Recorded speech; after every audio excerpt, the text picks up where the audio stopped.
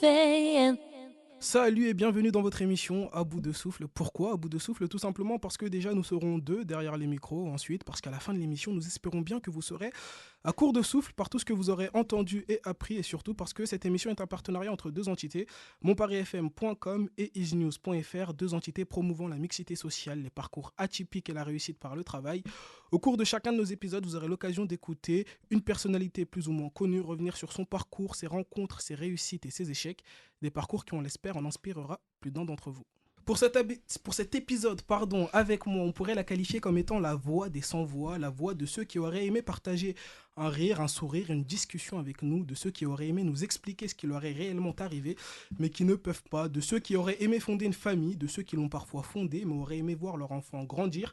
Vous l'aurez compris, ce qu'elle porte sur ses épaules est de la taille d'une planète, et pourtant ce combat, elle le porte à merveille depuis 2016, non sans difficulté, mais avec courage, détermination et humanisme, un modèle de lutte et de résistance pour de nombreux Françaises et Français. Elle est cette lueur d'espoir pour bon nombre d'entre vous, cette force en laquelle vous vous accrochez quand vous ne voulez plus y croire, cette voix qui vous permet de continuer à mener vos combats avec la même énergie qu'au premier jour. Cheveux afro-pimpants, regard haut et fier, elle est ce modèle auquel pas mal de jeunes filles noires s'identifient, la voix des sans-voix, je vous le disais, le stylo de ceux qui ne peuvent plus écrire, les yeux de ceux dont on a couvert les leurs avec un drap blanc. Assa Traoré, mon invité, comment ça va, Assa? Très bien, ça va. Quelle présentation. Bon, on essaye. Waouh. C'est toujours la plus travaillée. Très très content de te recevoir. J'ai l'habitude avant de faire mes émissions de toujours sonder un peu mon entourage et de leur demander quelle personnalité vous voudriez que je reçoive sur le plateau. Et souvent ton nom il ressort, Assa Traoré, Assa Traoré. Bon, je leur ai dit que je ferais tout pour t'avoir. Grâce à Booba, c'est maintenant chose faite. J'ai l'habitude avec mes invités pour les présenter de faire une fiche d'identité. Toi, tu es la fiche d'identité numéro 141 069 15. J'ai quelques questions, il va falloir y répondre. Est-ce que c'est bon pour toi? C'est parti. Nom, prénom ou pseudo? Assa Traoré et on m'appelle Diallo parce que c'est Assa Diallo et parce que mon nom elle a une histoire, mais c'est Assa Traoré Diallo. Ok, date de naissance? 85, Lieu de naissance? Paris 9e. Profession? Aujourd'hui, je me bats pour la justice pour mon frère. Passion, hobby? Moi, j'aime bien faire la cuisine. Ok. Et j'aime bien me retrouver avec mes copines. T'as un plat préféré?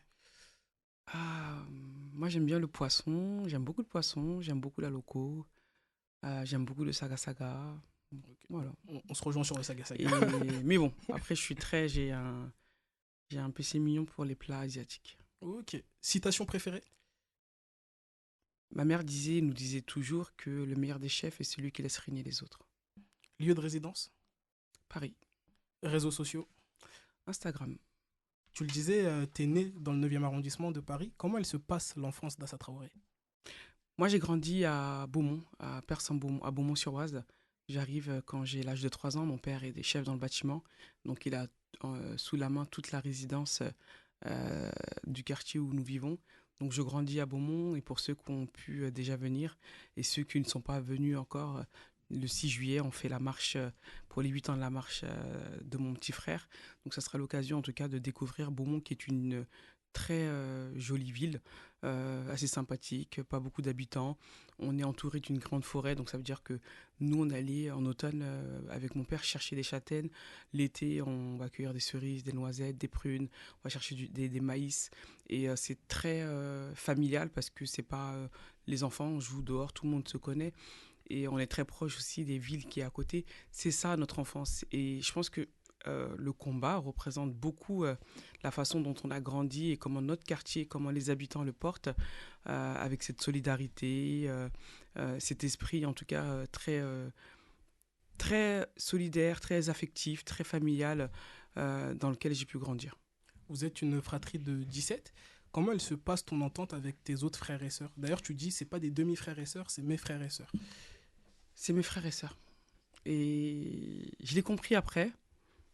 Mon père a mis ses enfants au-dessus de ses femmes. Et en fait, c'est pour ça que il y avait cette unité, cette union tellement forte. Par exemple, Adama et moi, on n'a pas la même mère. Mais si je te le dis pas, tu le sais pas. Mais c'est mon frère. Il n'y a pas de distinction. C'est pas. On a grandi comme ça, que ce soit avec mes grands frères, mes petits frères. la famille Traoré, pour moi, c'est comme la famille formidable qu'on peut voir, que tout le monde a pu regarder sur TF1, cette famille recomposée où dans les premiers divorces, par exemple, quant à Elisabeth qui va se remarier quand elle divorce avec mon père, de sa nouvelle union, de ses nouveaux enfants, ils vont venir vivre pendant quelques temps chez nous à Paris parce qu'ils vivent à Paris. Moi, j'allais en vacances chez Françoise à Bordeaux. Ma mère a élevé mes grands frères. Tata m'a élevé. On pensait que c'était ma mère aussi. On a grandi comme ça. Mais et c'était très fort parce que mon père était très très proche de ses enfants. C'est quelqu'un qui parlait énormément. Il était dans l'ouverture. C'est quelqu'un qui... mon père a beaucoup voyagé, donc c'est quelqu'un qui connaissait beaucoup de choses et qui nous a raconté beaucoup de son parcours, de son histoire. On sortait beaucoup avec lui. Et il a mis ses enfants, je pense, sur un piédestal. Il a mis ses enfants au-dessus de tout. Et je pense, c'est ce qui fait que il y a cette unité très très forte parce qu'aujourd'hui, effectivement, c'est moi derrière le micro, mais ma voix, elle se construit avec celle de tout le monde. Et elle est très unitaire. Et ma famille, elle est comme ça. On y reviendra un peu plus tard sur la raison pour laquelle c'est toi d'ailleurs qui porte ce combat avec tout le monde bien évidemment à tes côtés, mais pourquoi c'est toi vraiment en tête d'affiche. Quel genre d'élève c'était à ça à l'école? Comment ça se passait? Alors moi, j'étais une très bonne élève. J'ai même jamais eu heure de colle. Et mon père était tellement fier de ses enfants. Pour moi, c'était inconcevable que mon père ou ma mère viennent à l'école parce que j'avais fait quelque chose. Donc pour moi, c'était très important d'avoir un bon comportement à l'école. Et très important, et c'était par rapport, je pense que c'est ce que mon père reflétait. Il y avait, il a, on dit aujourd'hui, bon, bah, comment je fais pour porter ce combat-là. Je pense que ça m'a construit aussi, hein. Je pense que la valorisation qu'on peut avoir dans son enfance peut en tout cas emmener la confiance qu'on peut avoir, en tout cas que celle que j'ai eue. Donc moi à l'école, j'étais une élève, j'étais une bonne élève. J'avais même un casier dans le bureau des profs parce que Ouais. j'étais référente, j'étais déléguée des délégués. Donc voilà, pour moi c'était assez important. Et à la sortie de l'école, qu'est-ce qu'elle fait à sa Traoré? Est-ce qu'elle a des activités, des passions à cet âge-là? Euh, c'était très. On est à Beaumont, hein, donc ça veut dire que c'était un milieu assez ouvert. Il y a beaucoup de verdure, il y avait beaucoup de verdure à l'époque. Donc c'était soit on était dehors, soit on était à la maison. Après, moi j'aimais beaucoup lire. Il y avait une bibliothèque à Beaumont. J'y allais tout le temps à la bibliothèque. J'aime lire, j'aime ça, j'aime bien les livres. Et on avait une librairie. Mon père me donnait de l'argent chaque semaine et j'allais acheter des magazines qui sortaient, qui étaient hebdomadaires ou mensuels. Ça, c'est un truc que j'aimais bien faire. Ok. En CM2, tu décides de devenir éducatrice spécialisée, alors que ton institutrice avait demandé à des éducatrices de la protection judiciaire de la jeunesse de venir présenter leur métier. Euh, Pourquoi faire ce choix-là? Qu'est-ce qui t'a marqué dans cette rencontre avec ces professionnels en tout cas? Elle a été assez décisive dans mon choix parce que j'avais pas forcément pensé à ce que je voulais faire, mais quand ils sont arrivés, j'ai dit waouh. Et en fait, j'avais dans l'idée, dans mon esprit, de dire bah moi aussi, je veux aider les gens, je veux sauver tout le monde pour devenir en tout cas la meilleure version de soi-même. C'était dans cette idée-là. J'avais envie d'accompagner moi aussi des personnes à s'en sortir. C'était vraiment dans le premier but, c'était ça. Et je me dis, bah, j'ai envie de faire ça. Et est-ce que quand tu rentres à la maison, t'en parles avec tes parents? Tu leur dis, c'est ce métier que je vais faire plus tard. Là, j'ai eu le déclic, surtout qu'en vrai, en CM2, on a 10, 11 ans. Est-ce que c'est ce choix définitif? Comment ça se fait que ça changera pas au fil des années, pardon? J'ai pas le souvenir, j'ai sûrement dû en parler, j'en ai pas le souvenir aujourd'hui. Et après, moi, on m'a jamais imposé de métier où c'était assez, on faisait assez confiance. Ça veut dire que mes choix d'études, Mm. c'était, je pouvais faire ce que je voulais. Mais après, voilà, j'avais une idée. Après, moi, quand j'ai une idée, si j'ai envie, en tout cas, quand c'est un désir et que c'est une envie, je me donne les moyens pour le faire. Donc après, je vais rentrer à l'IRTS Parmentier, à Paris, passer mon diplôme. Je vais travailler à Sarcelles. Je vais être éducatrice en prévention spécialisée. Et je quitte le travail. Je finis mon travail suite à la mort de mon frère. J'étais en séjour en En Croatie. Croatie. Donc, je suis parti, je quitte la France, je dépose mes enfants le 17. L'histoire a vu que mon arrêt en tant qu'éducatrice se fasse comme ça. Le 17, je dépose mes enfants chez ma mère et j'ai vu tous mes petits frères sauf Adama. Vers 17h, je l'appelle, j'ai dit, Madama, t'es où? Je dois partir, je voyage, mais je voulais te faire un bisou. Il m'a dit, à ça, tu veux que je revienne? Je lui ai dit, non, si t'es avec tes copains à Paris, on se reverra à notre tour. J'ai dit, je t'ai commandé un cadeau qui arrive mercredi. Il me dit, tu reviens de l'aéroport lundi prochain? J'ai dit, oui, directement. Je serai à Beaumont. Il m'a dit, bah, je t'attendrai à la maison. Je prends l'avion de 18. Donc, avant de partir, je vois les gendarmes rentrer dans notre quartier. J'appelle chez moi, je dis, il y a les gendarmes qui rentrent dans notre quartier. Il y avait ce truc où on avait un peu peur de la police, des gendarmes, cette crainte de qu'il se passe quelque chose. Je prends l'avion le 18 et le 19 matin, je parle avec mon petit frère pour son anniversaire. Et le 19 au soir, on dit que mon frère il est mort. Et le 20, j'arrive à Paris et je suis plus retourné travailler. C'est quoi la première réaction que tu as quand on te dit ça? Comment tu réagis? En plus, tu le dis, tu es à l'étranger, t'es en Croatie, à Rabat, pour être précise, pour être précis, pardon. C'est quoi ta première réaction? C'est le choc, le j'arrive pas à y croire, c'est pas vrai. C'est comment toi tu Bah, réagis? ça se fait en deux étapes parce que dans un premier temps, on m'appelle vers 19h, on me dit que à ça, on nous a appelé, on nous a dit qu'Adama il était à l'hôpital, il avait fait un malaise cardiaque. Donc là, en fait, je marchais, je suis resté, ça m'a tétanisé, j'arrivais plus à avancer. Donc j'ai eu peur. J'ai eu peur parce que quelques mois avant, j'ai ma cousine qui est décédée d'une rupture d'anévrisme. Et je me suis dit, oh là là, mon frère, je suis pas là, c'est grave. Et on me rappelle 15 minutes après, on me dit, non, non, t'inquiète pas, il est en garde à vue, on va aller voir ce qui se passe. Donc je me dis, là, je me redétends, bah, la soirée, elle passe, et aux alentours de 23h, j'ai ma petite sœur Baï qui m'appelle. Et en fait, dès qu'elle m'appelle, je l'entends pleurer. Et là, je me dis, il s'est passé quelque chose. Et je savais, au fond de moi, que s'était passé quelque chose. Et j'avais fait le lien avec l'appel de 19h. Et je tends le téléphone à ma collègue Sonia. Je lui dis, Sonia, s'il te plaît, je crois qu'il y a un problème chez moi, mais je peux pas l'écouter moi. Mm. Dis-moi ce qui se passe. Et là, bah, c'est comme ça que j'apprends que mon frère il est mort. Et quand je suis là-bas, pour moi, c'est pas réel. Il y a un truc je me dis, c'est pas possible. Je me dis, mais on va pas me mentir. Et je prends mon téléphone, premier réflexe, j'appelle les journalistes. Je me suis dit où on en était.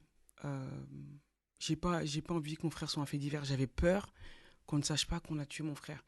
Et le lendemain, je prends l'avion, j'arrive à Paris. Il y a 6 gars qui viennent me chercher. Et juste avant de rentrer dans notre quartier, je lui dis, bon bah, j'avais peur de rentrer dans mon quartier. J'avais ce sentiment de peur. Et je lui dis, on est resté une bonne trentaine de minutes avant de rentrer. Et je lui dis, attends un peu. Si je rentre dans le quartier, qu'il y a tout le monde, parce que c'est comme une allée, Mm. et je lui dis que s'il y a tout le monde et que tout le monde me regarde, c'est que mon frère, il est mort. Mais et j'avais espoir en rentrant dans le quartier que ce soit comme d'habitude, Rien n'est changé. que rien n'ait changé. Et je lui dis, c'est bon, on y va. Et j'arrive et je vois que tout s'arrête. C'est comme si qu'on m'attendait et tout le monde me regarde. Et j'ai pas le courage de m'arrêter, donc je vais me garer, on se gare en bas de chez ma mère et je monte. Et c'est vrai, mon frère est bien mort. Je suis pas resté longtemps, j'ai dû rester peut-être 1 heure à la maison, pas plus.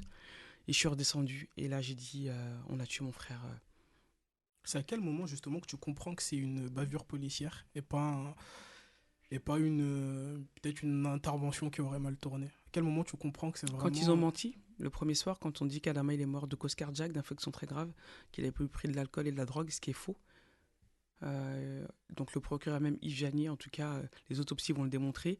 Et bon, et c'est bien réel 7 ans, 8 ans après, que c'est des menteurs, qu'Adama n'avait pas d'alcool, ni de drogue, ni de maladie cardiaque et d'infection. Le procureur va même se faire muter suite à tout ça.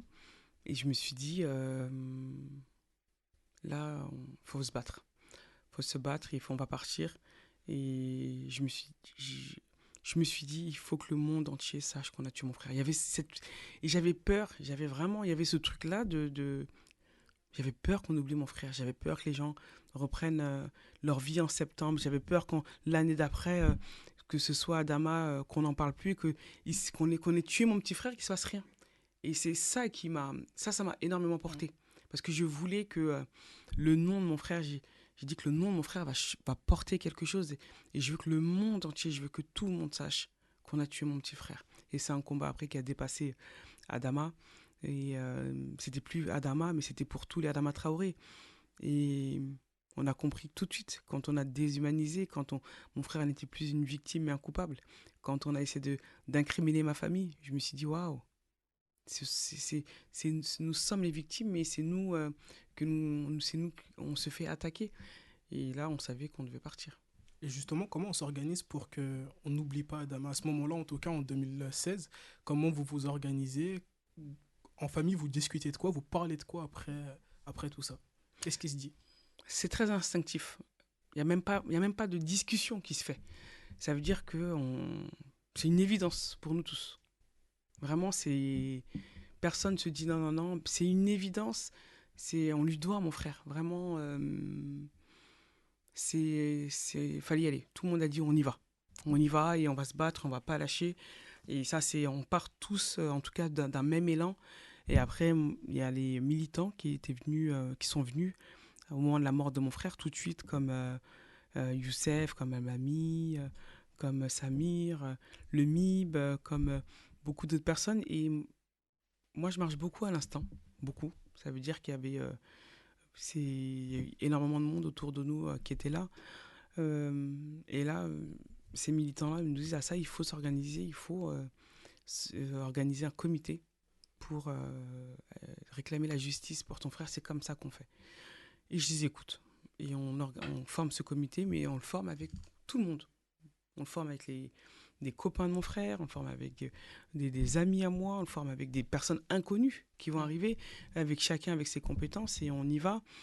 Mais pour moi, ce qui était important à ce moment-là aussi, parce que j'avais l'idée qu'on n'oublie pas mon frère, c'était mon idée, en tout cas ultime, de dire je veux que justice soit rendue pour mon frère, mais je veux que tout le monde le sache en même temps. Il fallait que ce combat, on l'ouvre. Moi, ma famille, pour ceux qui ont lu le livre Lettre à Adama, on parle énormément de ma famille. Et ma famille est multiculturelle. C'est la famille d'Adama Traoré, on a de tout.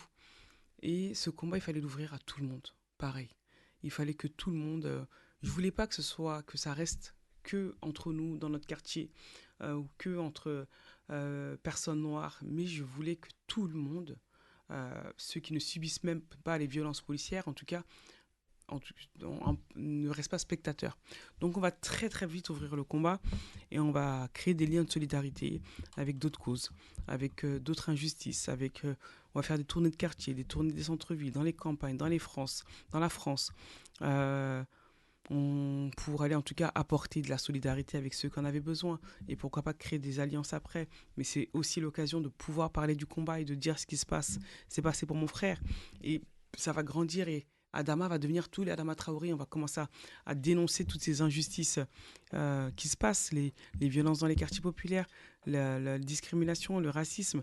Quand mon frère va mourir, nous, on s'est fait énormément attaquer parce qu'on a dit qu'il y avait des violences policières. C'est un mot qu'on n'avait pas le droit de dire. On a imposé la violence policière, on a imposé ces questions-là. Et aujourd'hui, on en paye encore les frais, on va au front.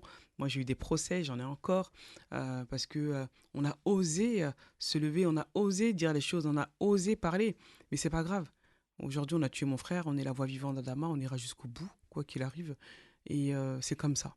C'était quel genre de frère Adama Traoré? Parce que pour mener une telle lutte, même si le sang c'est le sang et le sang ça bouge pas, mais pour mener une lutte aussi féroce, pour s'y impliquer dans le temps de cette manière-là, c'est quel genre de frère c'était? Je pense que ce combat, il est très représentatif de ce que mon frère il est. Si mon frère n'était pas une belle personne, personne ne nous aurait suivis.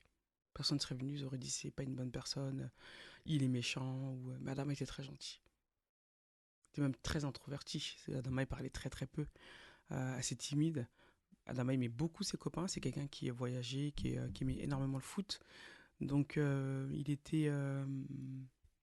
Après, c'était un monsieur justicier, il pensait qu'il pouvait régler toutes les injustices. Donc voilà, dehors, des petites bagarres, des petites choses comme ça, mais parce qu'on peut pas... Voilà, je leur disais toujours, mais on peut pas régler les problèmes de tout le monde et à chaque fois, parce que ça peut se retourner contre vous et malheureusement, parfois, c'est arrivé. mais c'était quelqu'un de très gentil. Et j'ai même pas besoin de développer plus que ça, parce que ce soit dans notre quartier, que ce soit dans nos amis, ils sont toujours là, ils sont encore là. Et ça représente vraiment ce que mon frère il était. Mon frère était gentil, très gentil. Comment ils l'ont vécu, tes enfants à toi? Parce que tu as 3 enfants, quand même. Comment ils ont vécu, tout ça et comment ils le vivent encore aujourd'hui, cette lutte? Mes enfants étaient là au moment où mon frère est mort. Moi, j'étais pas là, comme je te disais, je les avais déposés. Et bah, ça fait partie d'eux, en fait. Ce qui est important dans ce que j'entends souvent, oui, même hier encore, on me dit, mais vous avez sacrifié votre vie. En fait, j'aime pas, j'ai rien sacrifié du tout. J'ai pas, c'est aucun sacrifice, on nous a rien imposé. Par contre, on nous a imposé à vie la perte de notre frère. On nous a imposé à vie un sentiment de solitude, un sentiment de tristesse. Quand on nous dit, est-ce que vous avez déjà fait le deuil? En fait, le deuil, il se fait pas, on apprend à vivre avec. Il n'y a pas de deuil. Parce qu'il y avait avant Adama et après Adama. Et aujourd'hui, on apprend à vivre notre vie sans lui, mais tout en le faisant exister. Parce que Adama, il existe à travers nous, à travers les souvenirs. Et mes enfants ou ma propre vie, c'est partie intégrante de ma vie.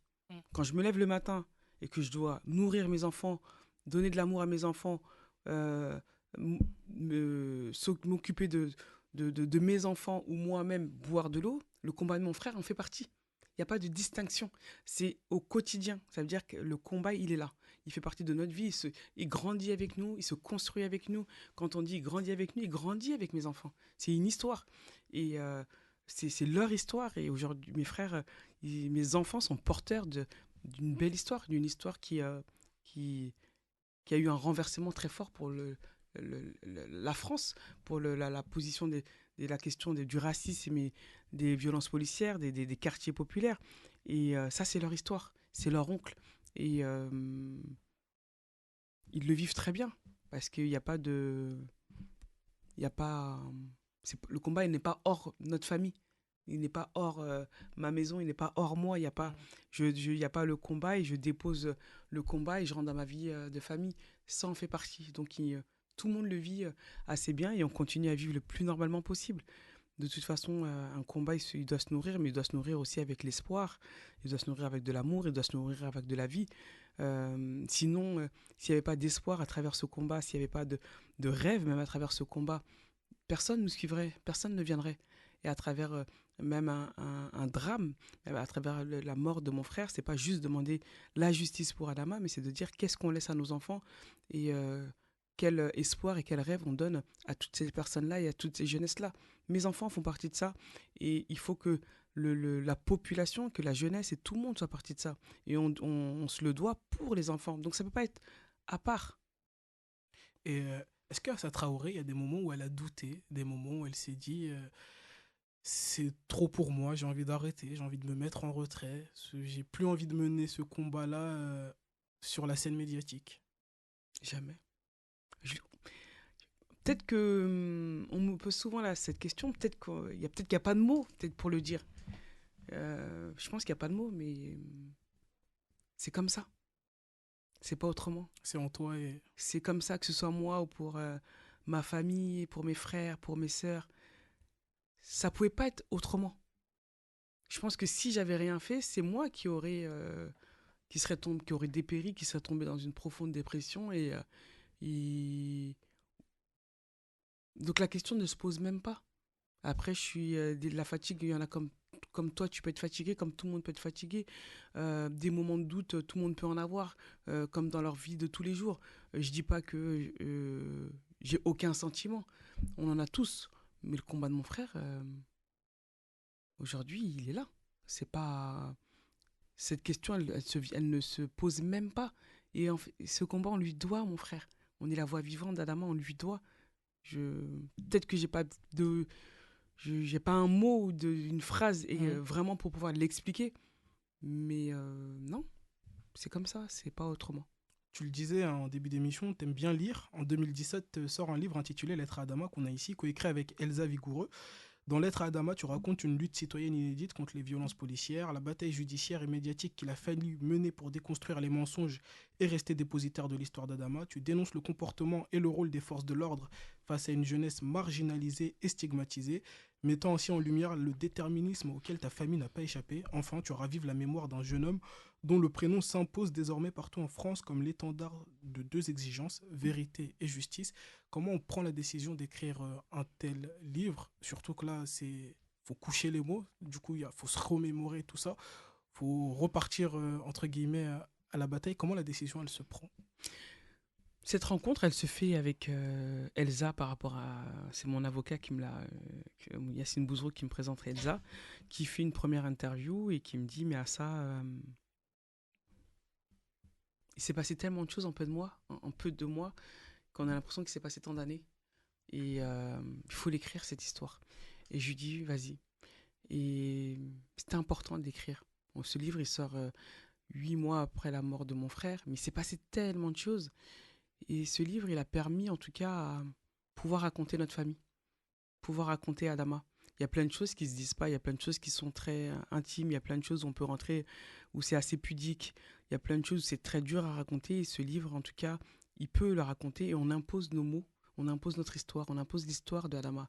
Et c'est surtout de dire à nos lecteurs, de dire à tout le monde qu'Adama, sa vie ne commence pas le 19 juillet 2016 dans cette cour de gendarmerie quand on va le retrouver mort à 19h05, mais elle commence bien avant, elle commence avec une histoire, elle commence avec celle de nos ancêtres, avec celle de nos parents, celle de mes grands-parents par exemple, qui ont fait la guerre 39-45 en France. Un de mes grands-parents va mourir dans le sud de la France sur le champ de bataille, et un va repartir au Mali avec une jambe en moins. L'histoire d'Adama, c'est quand mon père quitte le Mali à l'âge de 17 ans, sac à dos au dos, en cachette, en pleine nuit, parce que son père ne veut pas qu'il parte. Au vu des souvenirs de la guerre qu'il a pu avoir, auxquels ils ont participé, mon père va quand même partir. Il va traverser plusieurs pays d'Afrique et d'Europe pour venir construire sa famille. Ici, c'est cette famille euh, euh, que nous sommes aujourd'hui, avec qui il va nous apporter énormément de choses. L'histoire d'Adama, c'est mon grand-père qui va mourir en tant que chef du village. L'histoire d'Adama, c'est aussi un nom de famille, c'est Traoré. Traoré, ça veut dire guerrier, ça veut dire que quand vous tuez Adama Traoré, vous tuez toute une descendance, vous allez toucher à quelque chose, vous allez toucher à un nom qui est une très grande importance chez nous. Quand, et c'était important de le raconter dans ce livre et de comment notre famille s'est construite. Et on ne vient pas de nulle part, on ne vient pas d'ailleurs, on nous a pas fait. Personne, c'est pas des étrangers qui nous ont fait. Notre famille, en tout cas, on s'est construite avec, nos mamans, avec notre père, qui a en tout cas essayé d'apporter le maximum de choses qu'il pouvait. Et c'est important de raconter aussi ce qui s'était passé dans la mort de mon petit frère. Parce que quand c'est écrit, c'est écrit. C'est beaucoup plus fort. Et on n'écrit pas, ce qui est écrit dans ce livre ne sont pas des mensonges, mais la, la, la vérité, celle qu'on dénonce depuis 7 ans, bientôt 8 ans. Et nous avons eu gain de cause parce que 7 ans après, on reconnaît qu'il y a eu des violences et que si les gendarmes n'avaient pas interpellé mon frère et qu'il n'avait pas subi le plaquage ventral, Adama ne serait pas mort. C'est une victoire pour nous. Donc oui, de pouvoir en tout cas faire plier la justice sur ça, même s'ils ne veulent pas reconnaître euh, et mettre en examen les gendarmes, c'est pas grave, on va en cassation. Le but, c'est de démontrer comment la justice française, elle procède face à la mort d'un jeune des quartiers et que la justice n'est pas la même. Donc ce livre, il a toute cette importance et toute cette force. Et quand on parle à Adama, c'est pour lui dire qu'on est sa voix vivante et que ses mots voyageront partout dans le monde entier. Et un livre, ça peut toucher aussi d'autres personnes.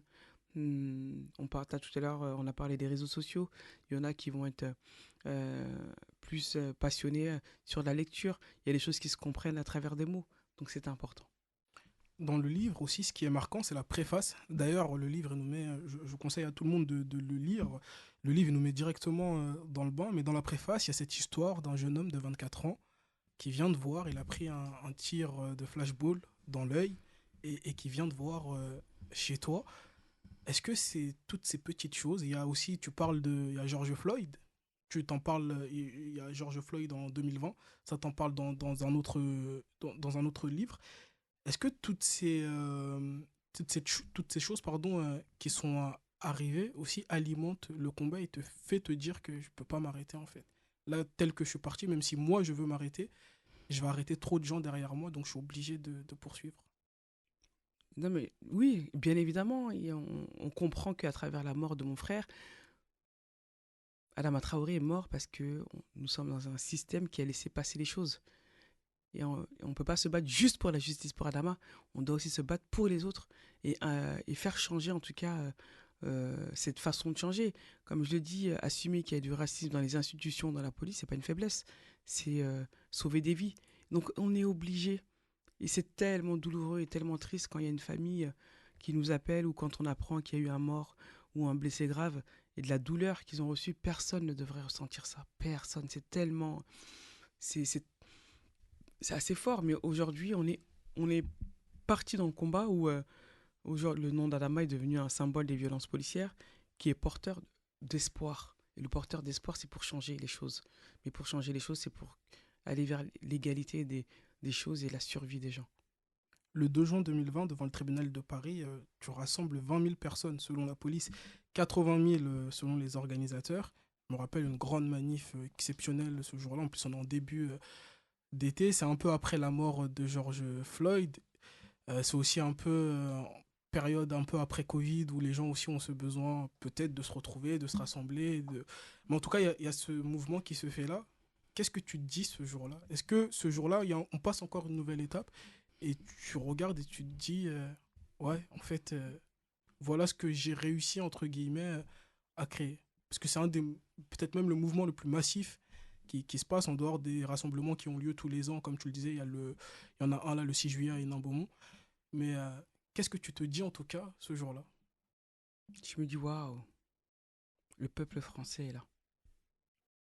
Je me dis, c'est énorme. On a tous les quartiers qui sont là. On a la jeunesse qui sont là. On a les centres-villes. On a ceux qui ne subissent pas les violences policières. On a des hommes, on a des femmes, on a des enfants, on a des plus vieux. On a de toutes les origines, de toutes les... pas des religions ou pas, appartenance sexuelle ou pas. Il n'y a aucune différence à ce moment-là. Tout le monde est là et on scande la même chose. Et on dit la même chose. Et on réclame la vérité et la justice. Et on scande le nom d'Adama, on scande d'autres noms. Et ils ont répondu à l'appel.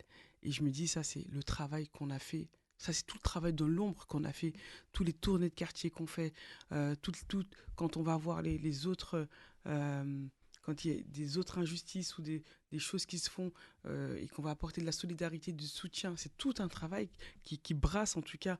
Et je pense que nos mots sont justes. Euh, on ne demande pas grand-chose.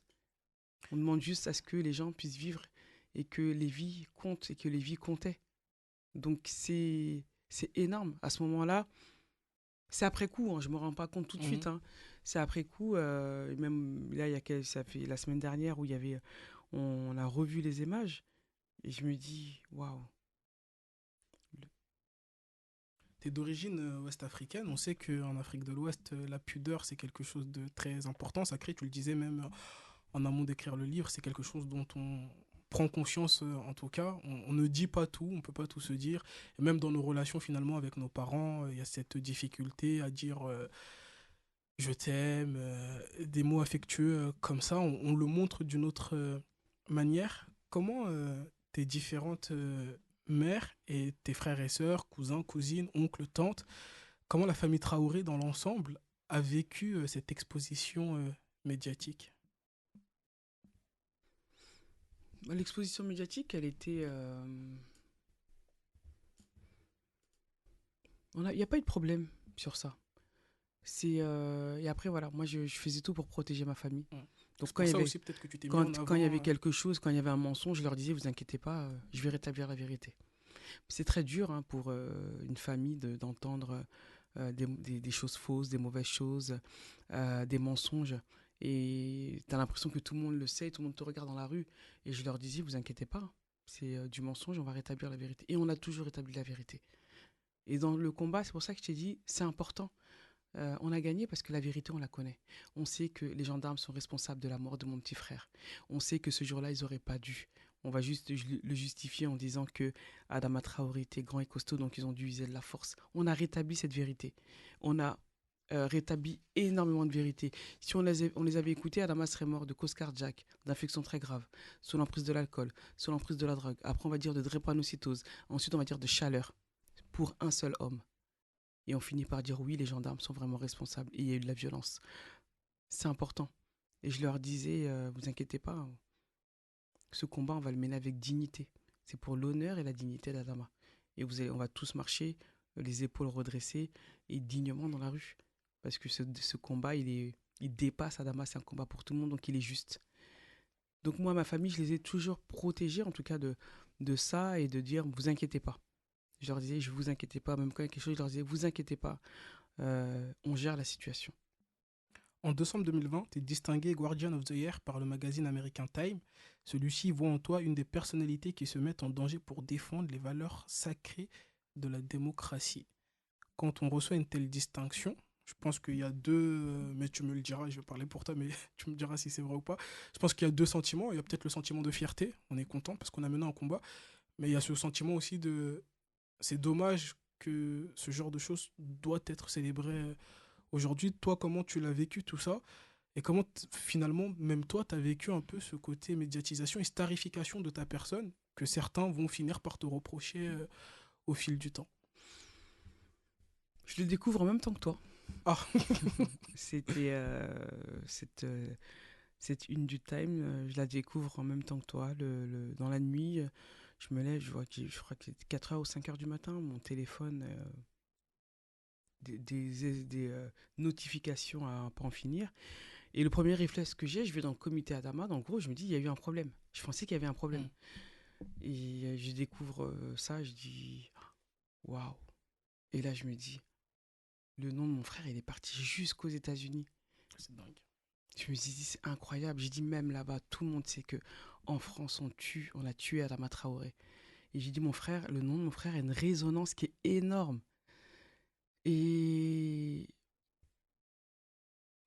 on a été très surpris, au même titre que tout le monde, à ce moment-là. Mais après, tu dis, la lumière, si elle vient d'ailleurs, il faut la prendre. Et on prend cette lumière et on prend ces ponts qui y a entre la France et les États-Unis. On prend ces ponts qui y a entre la France et les autres mondes. Si ces ponts peuvent nous donner de la lumière, ces ponts peuvent nous donner de la force, ces ponts peuvent nous aider à dénoncer ce qui se passe ici en France et à nous donner de la force pour dénoncer les questions de violence policière, à porter le nom de mon frère, à dénoncer ce racisme et ces discriminations. Et ça a marché. Donc oui, quand ça arrive, je dis cette lumière, on la prend. Et c'est vrai que c'est quand même c'est comme une responsabilité et, qui s'impose et qu'on met sur moi avec ce titre. Et je le dis, bon, bah, on parlera de mon frère dans 50 ans. Le nom de mon frère s'est imposé dans l'histoire de France, comme quand on racontera l'histoire dans le passé, Adama fera partie de cette histoire. Et on l'imposera, elle a été imposée. Et ça a marché parce que à travers ce combat, c'est de dire, comme je le disais au début, c'est pas de faire d'être que entre nous ou dans l'entre-soi, c'est d'imposer ces questions-là mm. aux autres. C'est ceux qui n'ont pas les moyens. Parce qu'il y a aussi le milieu social qui est important, où les personnes des quartiers sont les plus touchées, où les personnes les plus vulnérables sont les plus touchées. Mais comment on fait pour que ceux qui ont les moyens, ceux qui ont de l'argent, ceux qui ont du pouvoir puissent en parler? Au même titre que ça se fait aux États-Unis de manière très naturelle, où il n'y a pas de problème, bah, c'est de dire on impose ces questions-là à toutes ces personnes-là. On sort de là, et ces personnes qui ont du pouvoir, euh, que ce soit des marques de vêtements, que ce soit des sportifs, que ce soit ou autre chose, c'est de dire bah, vous allez en tout cas porter ces questions des violences policières. Et ça, c'est une victoire encore. Parce qu'avant, ils n'en parlaient pas. Ils faisaient comme si de rien n'était. Et aujourd'hui, grâce au combat Adama, grâce à tout ça, bah, on a tous ces grands groupes, en tout cas, qui, ont, qui ont porté ces questions-là, qui en parlent et qui sont obligés en tout cas, de construire et d'avancer avec ça et pouvoir aider les autres. T'as déjà eu peur pour toi? Non, moi, j'ai pas peur. Tu tu t'es jamais dit, c'est peut-être fou à se dire d'ailleurs dans une société comme la France, mais Tu tu t'es sais, jamais dit ce combat, il va peut-être... tu sais, si t'as peur, t'y vas pas. Si t'as peur, il y a plein de choses qu'on a faites. Si t'as peur, t'y vas pas. Et si t'as peur, faut pas y aller. Parce que quand on y va, on se dit, bah, il peut y avoir des conséquences et des répercussions, mais il faut y aller. Mais la peur, elle t'arrête tout de suite. Et moi, je conseille toutes les personnes qui ont peur de ne pas y aller. Parce qu'il faut y aller de manière assez déterminée. On a fait plein de choses et on y va. Par contre, j'avais été reçu à l'ONU il y a un an et demi, 2 ans, j'ai reçu des menaces et des lettres qu'on a mis directement dans la boîte aux lettres de ma mère. Et l'ONU a eu peur, a dit par contre là, ça va très loin. Ils ont interpellé la France pour que la France en tout cas puisse réagir. La France a répondu en disant qu'une plainte avait été déposée, qu'ils allaient mener une enquête et qu'ils allaient mettre une protection, si je le souhaitais, sur ma famille et moi et les entourages. Sur les réseaux sociaux, des menaces de mort, j'en reçois tous les jours, des menaces d'appel au viol, j'en reçois énormément. Ça se fait sur la place publique des réseaux sociaux. La vraie question qu'il faut se poser, c'est de dire pourquoi, quand c'est une femme noire ou quand c'est une femme arabe ou de couleur, on a droit de la menacer sur les réseaux, au-delà de moi. On a droit de la menacer, on a droit de lui faire des menaces de mort, on a droit d'appeler au viol sur sa personne sans qu'il ne se passe rien. Et comment cette inaction peut mettre en danger, en tout cas, des femmes. Je dis pas que je suis pas en danger, Hmm. mais j'ai pas peur. C'est une victoire le combat justice pour Adama, C'est une victoire pour la France. pour la France. C'est une chance pour la France. Comme cette jeunesse est une chance pour la France. Quand tu vois tout ce qui se passe actuellement, tout ce qui se dit, tout ce qui se fait, quand on voit le Rassemblement national à 32% aux européennes, quand on voit qu'ils ont 34% d'intention de vote pour les législatives qui arrivent, est-ce que tu as peur pour le futur de la France ou est-ce que toi tu restes confiante et tu te dis que tout se gagne par la lutte et que ça aussi, on réussira à le gagner? Tu sais, on est dans un tournant très important de l'histoire de France. Et je pense qu'aujourd'hui, la réaction qui est en face, c'est qu'ils ont peur. On a une jeunesse qui est en effervescence, on a une jeunesse qui est brillante, on a une jeunesse qui n'a pas peur, on a une jeunesse qui va au front, on a un peuple qui est debout. Et ils se disent, waouh, il se passe quelque chose, il faut qu'on reprenne le contrôle. Il y a des comportements très coloniaux, on a des institutions très racistes, où ils sont assez oppresseurs, où c'est eux qui doivent décider, et là ils se disent, bon bah là, c'est plus comme avant. Et quand on parle aujourd'hui de la victoire du Front National, ça ne s'est pas du jour au lendemain, ça s'est construit. C'est-à-dire que quand on dénonce et quand on dit qu'il y a des violences, qu'il y a des discriminations, qu'il faut ceci, et que certains font comme si de rien n'était et qu'ils ne dénoncent pas, bah, c'est l'occasion de laisser faire. C'est pour ça qu'il ne faut jamais laisser passer une quelconque injustice euh, et dénoncer tout de suite et partir. Mais ça s'est construit, c'est l'inaction de, de beaucoup de personnes, en tout cas, qui pouvaient le faire et de pouvoir, ou qui sont garants de nos droits et de la justice et de nos vies, qui n'ont rien fait. Donc aujourd'hui, quand ça arrive, on se dit, oh là là, il faut y aller. Mais sur le terrain, on y est déjà. Et ça fait longtemps qu'on le dénonce. Assa Traoré, elle a déjà pensé à quitter la France, à se dire faut que je parte, non pas par peur ou par crainte, mais parce que le système actuel qui m'est proposé, un, je n'y vois pas d'issue, et deux, il ne me convient pas. On doit la sauver, cette France. On doit sauver notre pays. C'est notre pays, c'est le nôtre. C'est malgré tout ce qui se dit, toi tu continues à On penser, à dire doit... Il faut continuer, en tout cas, à sauver ce pays qui demande à être sauvé. Et ne pas laisser, en tout cas, des détracteurs euh, et autres, en tout cas, en prendre possession. Et on ne peut pas partir. On partira, je pars déjà, parce que moi, je suis quelqu'un qui voyage beaucoup. Donc, partir, mais pour revenir. Mais pour revenir plus fort, mais on doit... Ce combat et tous les autres combats sont une chance pour la France. Parce qu'elle doit être une chance, en tout cas, pour, euh, pour l'avenir. Et comme j'ai dit, cette jeunesse est une chance pour la France. Et on doit en tout cas l'imposer. Mais on ne peut pas laisser notre pays comme ça, à la dérive. tu dis quoi aux jeunes qui ont perdu la confiance au système qu'il soit politique, institutionnel, judiciaire, policier? même au système de santé. Il y a beaucoup de jeunes qui ont perdu confiance en tout ça. Qu'est-ce que tu leur dis à ces jeunes-là? Et qu'est-ce que tu dis aux jeunes qui ne votent plus? On le sait, c'est le problème de notre société aujourd'hui. Ceux qui peuvent créer la bascule, ce sont ceux qui votent le moins. Qu'est-ce qu'on leur dit à eux? Moi, je leur dirais que je les comprends, que je les comprends, que je peux même comprendre leur douleur, que je peux même comprendre leur tristesse, que je peux même comprendre beaucoup de choses, que je peux même comprendre leur colère. Mais moi, ce que je veux, c'est que les gens de l'autre côté puissent comprendre, parce que c'est toujours à eux qu'on pose des questions. Mais je pense que c'est à nous de poser des questions. Pourquoi on a brisé cette jeunesse? Pourquoi on a cassé cette jeunesse? Pourquoi on casse des hommes? Pourquoi ces hommes, on les voit soit sous terre, soit par terre, soit en prison? Pourquoi on a appris à cette jeunesse à ne pas aimer la France? Pourquoi on leur a pas donné les plus belles choses? Pourquoi on leur a pas donné l'amour d'aimer ce pays? Pourquoi on leur a renvoyé que des choses négatives en disant on va renvoyer vos parents, vos ancêtres? Comment on peut dire ça à un enfant que on veut renvoyer des gens de sa famille, de sa communauté, et que cet enfant puisse en tout cas entendre et aimer ces mots? Et pourquoi on a été aussi violent avec eux? Pourquoi on a eu un système éducatif qui n'a pas su les écouter ou les comprendre parce que certains n'avaient pas la bonne couleur de peau? Et pourquoi parce qu'on vient d'un quartier, on est forcément coupable de tout? Et pourquoi? C'est à nous de poser les questions. On n'est pas au pouvoir, nous. On n'est pas garant, on n'a pas de pouvoir d'appliquer des lois. Par contre, c'est nous qui avons des questions. Pourquoi on a appris à cette jeunesse à ne pas aimer leur pays? Et moi, j'ai envie de dire à cette jeunesse, on va changer les choses, mais on ne peut pas le faire tout seul.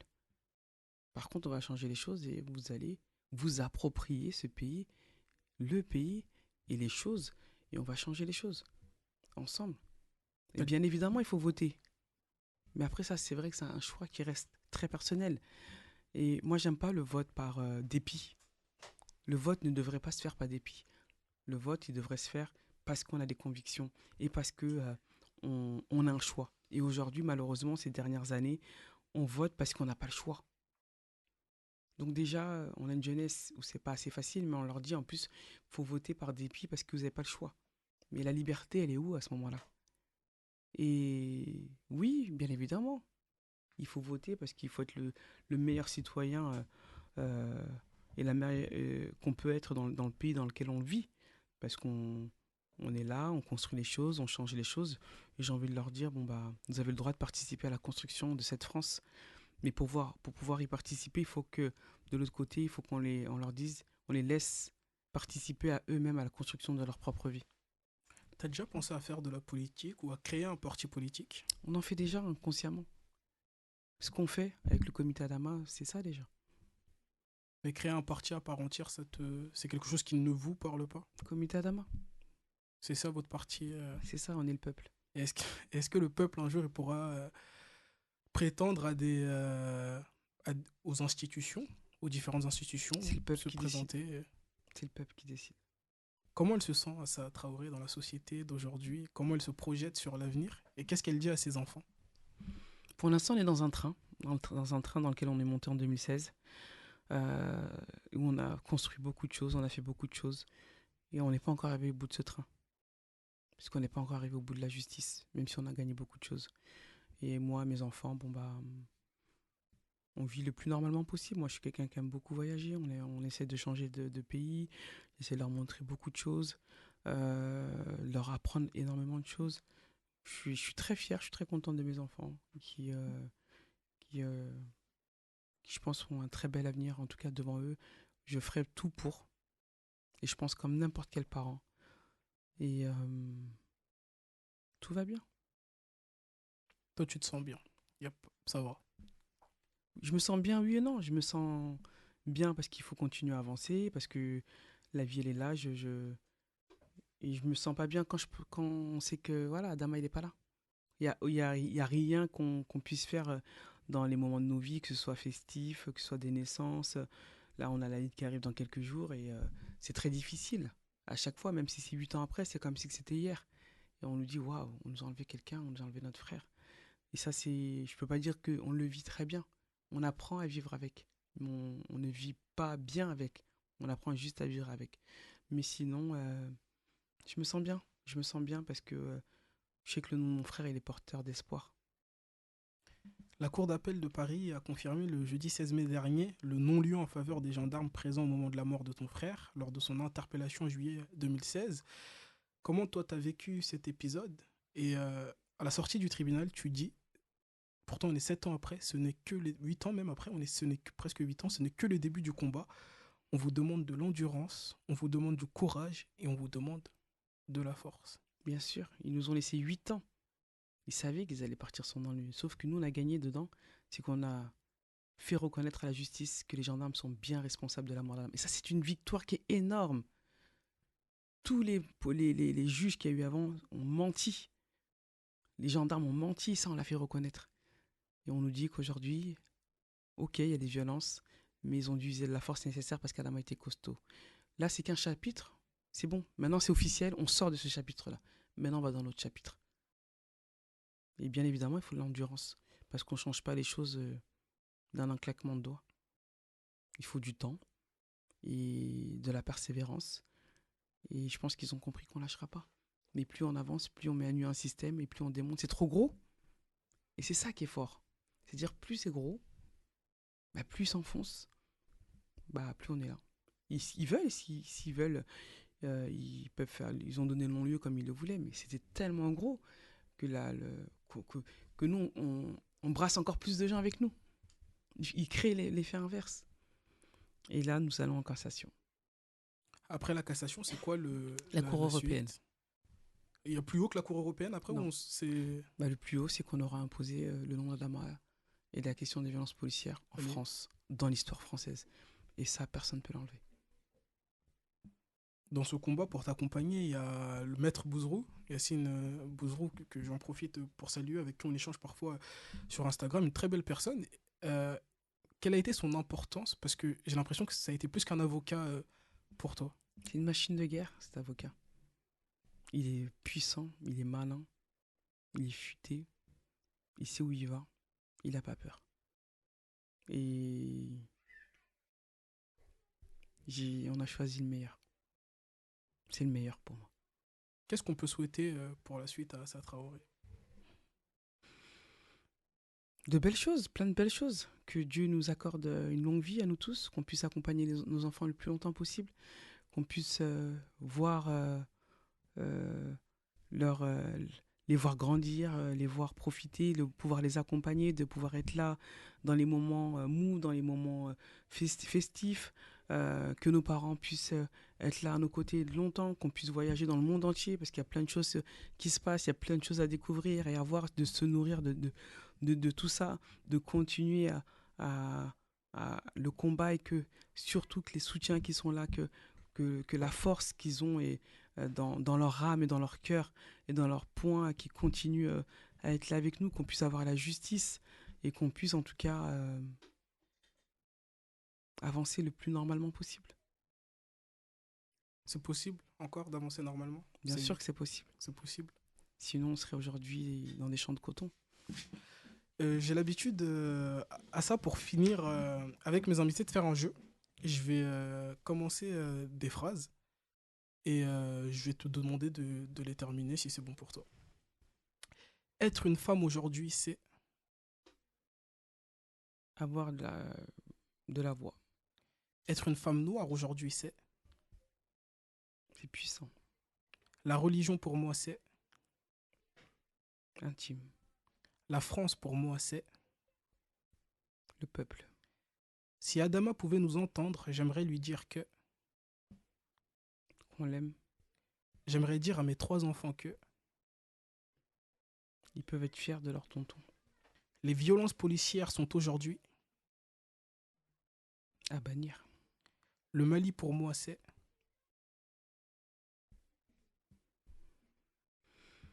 C'est le Mali pour moi, c'est mon pays. J'aimerais dire à mes frères et sœurs que... De continuer à marcher la tête haute, d'être digne et d'être fier d'eux. Ils peuvent être fiers d'eux. Le combat que je mène prendra fin...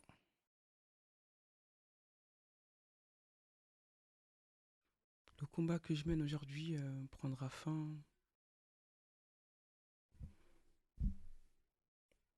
Je sais pas, le train, il va nous emmener où? Je sais pas. On est dedans encore. Dans 10 ans, je me vois. Dans 10 ans, je me vois avec mes enfants et dans leur vie. J'aimerais bien voir mes enfants dans 10 ans, ce qu'ils vont devenir, comment ils seront. On a le temps de les voir grandir d'ailleurs avec tout ce que tu mènes depuis 2016. Moi, j'ai de la chance, c'est que moi, j'ai fait mes enfants très jeunes. Donc, moi, mes enfants, ils sont grands, ils sont même pas en âge, mais même en taille, ils sont plus grands que Mm. moi. Donc, on fait beaucoup de choses ensemble. Donc, c'est assez bien. Et comme j'ai arrêté de travailler, donc je peux être dans leur quotidien. Je suis parent d'élèves, je vais chercher à l'école, je les emmène. On fait énormément de choses. C'est pas, je les vois assez souvent. Pour les élections législatives du 30 juin et 7 juillet prochain, il faut. Voter. Si je devais utiliser 3 mots pour décrire mon état d'esprit, je dirais. Euh, Mon état d'esprit, j'ai envie de dire que je suis déterminé. Je suis,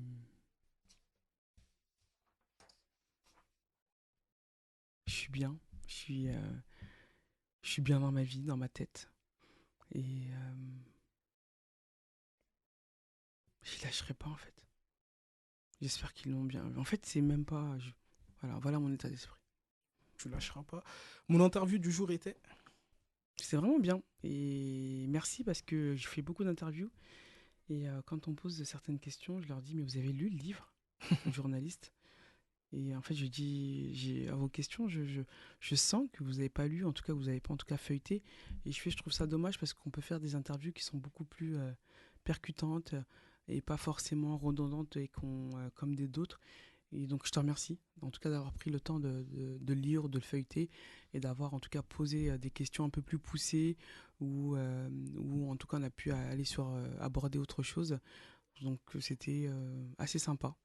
Bah, merci à toi. Je vais remercier aussi, je vais en profiter pour remercier Maëva avec qui je l'ai lu. Pour être honnête, je ne l'ai pas lu entièrement, vu que le temps était court. Mais avec Maëva qui a pris le temps de le lire, je l'ai lu avec elle et qui m'en a fait pas mal de résumés. Il y a un deuxième livre également sur lequel je suis, intitulé Le combat à Dama, coécrit avec le philosophe et sociologue Geoffroy de Lagaznerie.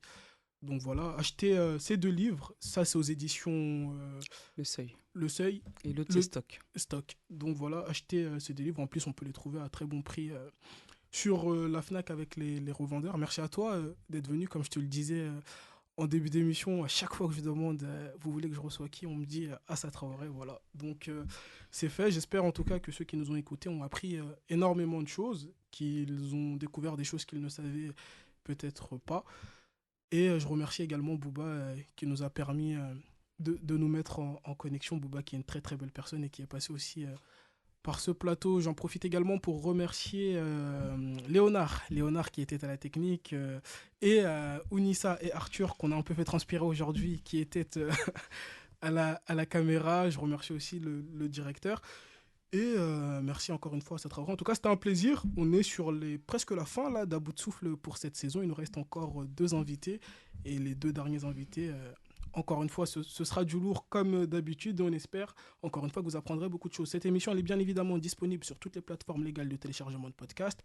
Apple Podcast, Amazon Prime, Amazon Podcast, pardon, Google Podcast, etc. Sur YouTube, grâce à Ounissa et Arthur, je le disais, et sur le site monparisfm.com. Je finirai pour dire qu'on a une énorme pensée, encore une fois, je vais le répéter dans cette émission, pour tous les peuples opprimés à travers le monde, que ce soit au Congo, à Gaza ou ailleurs. Et j'en profite aussi pour dire aux jeunes d'aller voter. Voilà, vraiment, allez voter.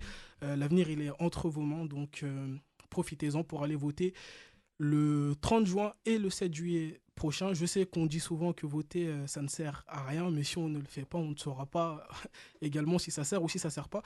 Donc voilà, allez voter en masse. On ne peut pas laisser le pays aux extrêmes. Voilà, là c'est le journaliste qui a un peu pris position. La neutralité journalistique, malheureusement pour moi, j'estime qu'elle n'existe pas. On peut être neutre dans les idées qu'on expose, mais on ne peut pas être neutre dans la personne qu'on est. Donc voilà, passez une belle soirée, faites attention à vous et je souhaite un joyeux anniversaire à ma petite sœur. L'émission, elle sort le jour de son anniversaire, donc voilà, bon anniversaire à toi, plein de bisous, je t'aime. Bon anniversaire. Le 6 juillet, on a la marche à Dama, à Beaumont-sur-Oise, pour les 8 ans. Et il faut aller marcher parce qu'on ne peut pas, en tout cas, la haine prendre le dessus. Et on a plein de choses à revendiquer. Ça tombe le 6 et le 7. Il faudra aller voter.